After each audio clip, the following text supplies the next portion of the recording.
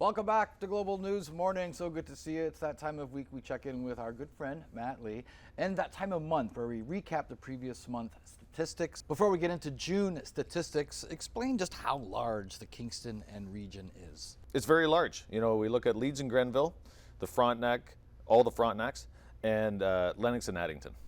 And that's our area. And it's huge. That's right. Correct me if I'm wrong. I'm noticing a pattern here, Matt. Yeah. We're shifting from what was described as a seller's market to a buyer's market, maybe?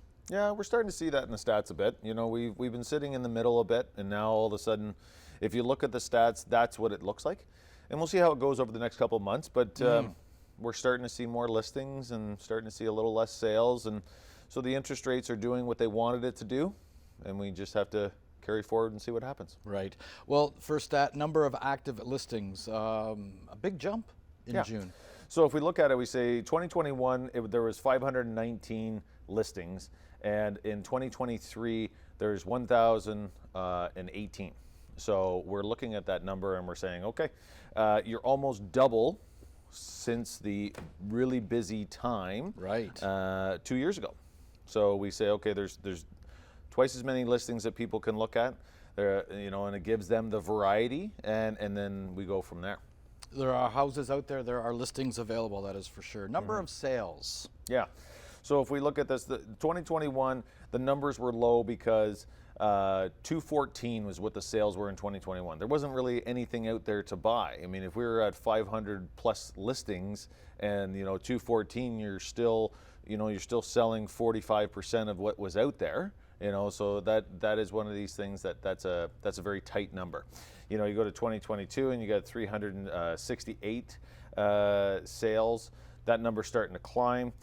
We've dropped a bit. So if we have 1,018 listings this year, we had 308 sales. So now you're doing about 30%. Okay. So now you're looking at that spread a bit. And we're talking about next days to sell. We sort of moved back to numbers from 2021.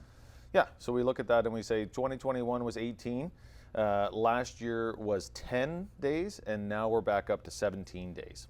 So it is taking a bit more time to sell, and if we have been looking at these numbers this way, like we've been 21 and we've been 20 for the past few months, so We're starting to get back to that normal, not holding offers as much, going out to the market to see what the property is actually worth, and if it's not selling, then you have to talk about why.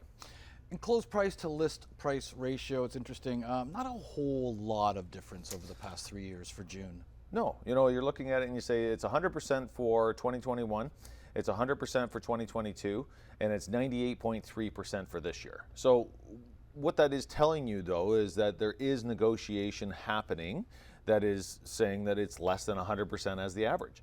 So, there is listings that are going over asking. There are listings that are going under asking. When it all shakes out, it's 98.3%. So it is less than 100%. Okay. What do you take away from the numbers for median sale price? We're starting to level off. We're starting to look at that. 2 years ago, we were at 500 for June. Last year, we were at 580,000 for June. This year, we're at 575.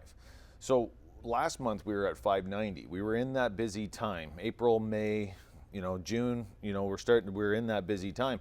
We're looking at June of this year being $575,000.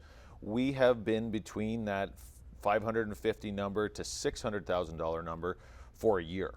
We're looking at that and saying, okay, this is with the interest rates tightening things and people, looking at what they can afford. And, we're starting to see what Kingston is as an average price, as a median price as we carry forward. There's lots of stuff that's less than that, and there's lots of stuff that's over that. But that's where everything is right in the middle. That's what we're looking at. Do you expect a busy July? I expect it to be busier next week to the end of July. I find that the middle part of the summer gets a blip. First 2 weeks of July tend to be slow. The last 2 weeks of August tend to be slow because people are on holidays and they're getting, coming out of school and going back to school. We're going to have a busier time when people are back to work and off vacation, and then we have a busy fall.